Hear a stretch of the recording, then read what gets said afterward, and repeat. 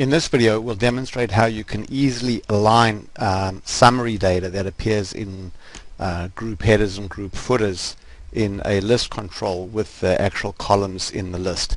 So we have a simple list control over here, and let's now go and turn on client-side summaries. So we'll go back to the list builder and then go over here to client-side summaries. So this is our group breaks over there. So we'll turn on group breaks, and then we'll go here and we'll define a group break on country. So let's go here and insert field name country, and then you can see that the Genie has automatically generated the HTML that's going to appear in the group header. So it's got just the word group, which means that it's going to display the break field.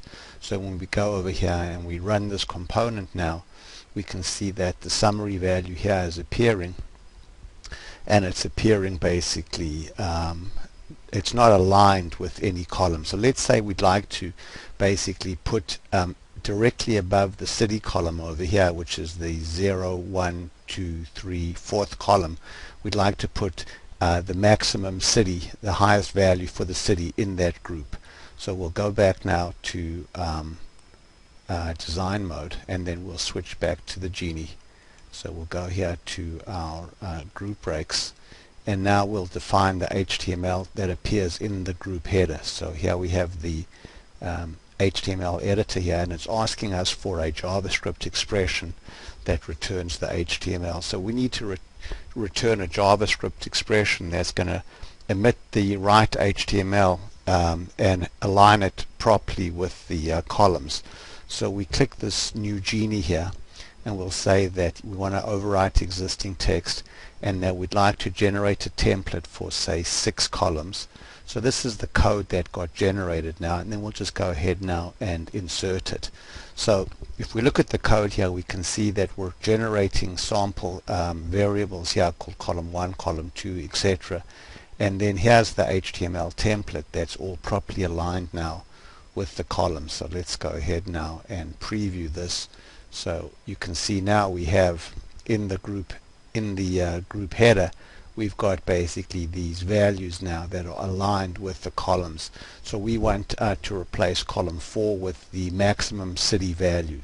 So we'll go back now to our template, and we want to just put blank values in all of the other columns.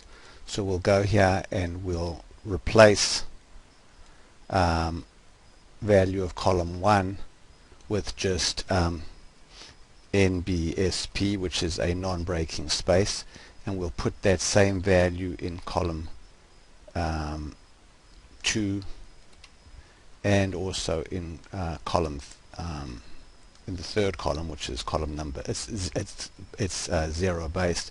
And then here for this value over here, we're going to go and use the Genie. So we'll go and use the insert summary field Genie. We'll go and choose the city field, which is a character value, and we want the highest value. So we're going to go there, and then let's go back to these and put in a non-breaking space there, and also a non-breaking space over there. So we'll go ahead now and now preview it. So now when we preview the data, we can see that we actually put the city in the wrong column, but that's okay. So you can see now that the highest value, which is Buenos Aires, is now properly aligned with the column heading. And if we still wanted to put the group break field at the beginning, as we previously did, we can just use the word group. So let's go back now to our properties and edit this. So let's go here and make this column 4 and make this column 3, and then let's go over here and just use the word group. So we'll go there now and click this OK, and now go over into preview, and we can see now that we have Argentina at the beginning, and now the city field is properly aligned, the city summary value is properly aligned above the city column. So we've shown here how you can easily position your client-side summary values above the column headings in a list control. Thanks very much for watching.